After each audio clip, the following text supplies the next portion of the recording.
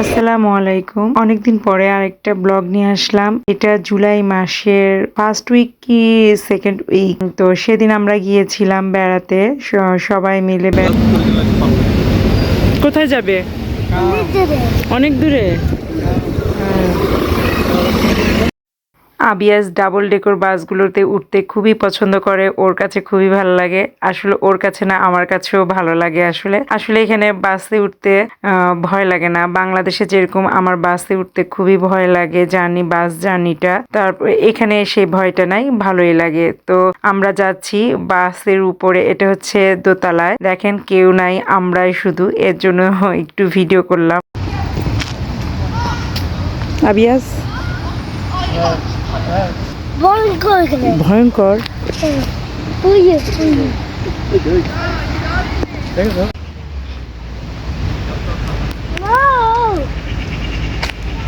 আমরা আসলে ওই দিন পার্কে গিয়েছিলাম, ডাবলিনের একটা পার্কে।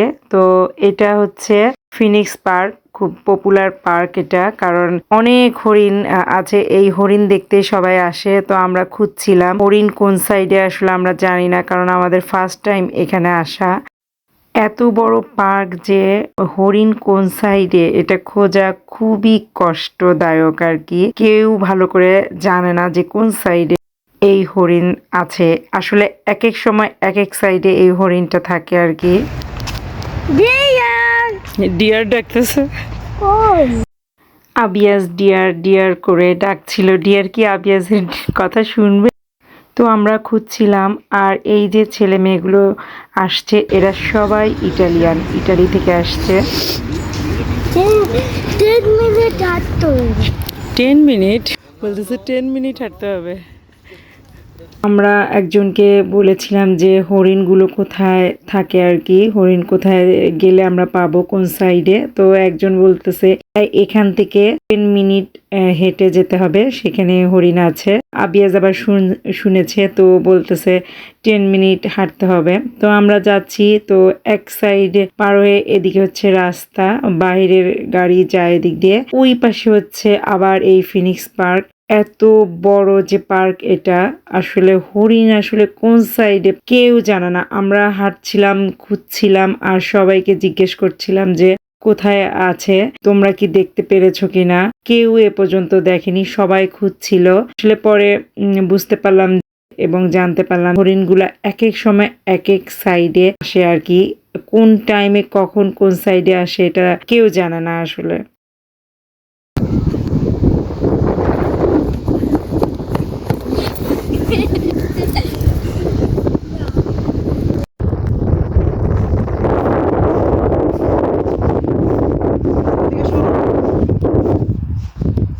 না, উপরে নাই, উপরে নাই।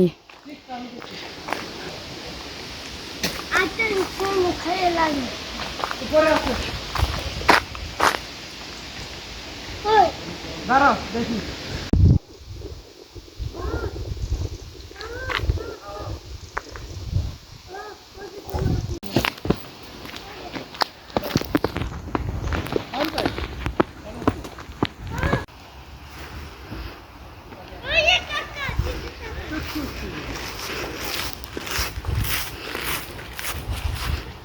জঙ্গলে আসছি, রাত হয়ে গেলে কি করব? এই যে অবস্থা, ভয় লাগতেছে এখন। ভূত ভূত হরিণ দেখার জন্য আসছি। অনেক উপরে এটা, এই যে পাহাড় আর পাহাড়, শেষ পর্যন্ত পাইছি। এই দেখো আবিয়াস, দেখছো আমরা জঙ্গলে জঙ্গলে খুঁজতেছি। না না না, কিছু করবে ওরা, কিছু করে না তো, ওরা কিছু করে না। না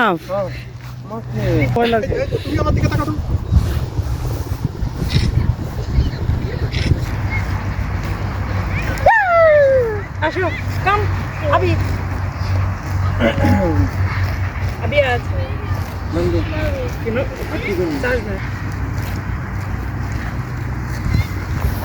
No, no, gracias.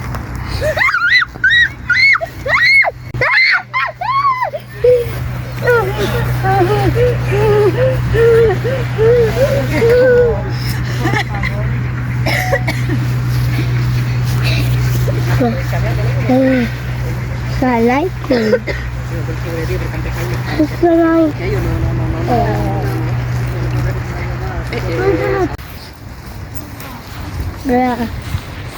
না না আর হাঁটতে পারছে না।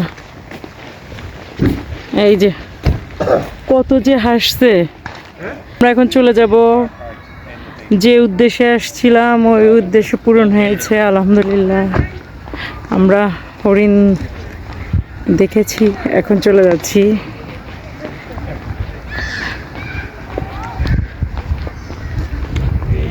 এখানে সুন্দর পার্কিং এর ব্যবস্থা আছে। এটা কিন্তু একদম অনেক হেলিকপ্টার।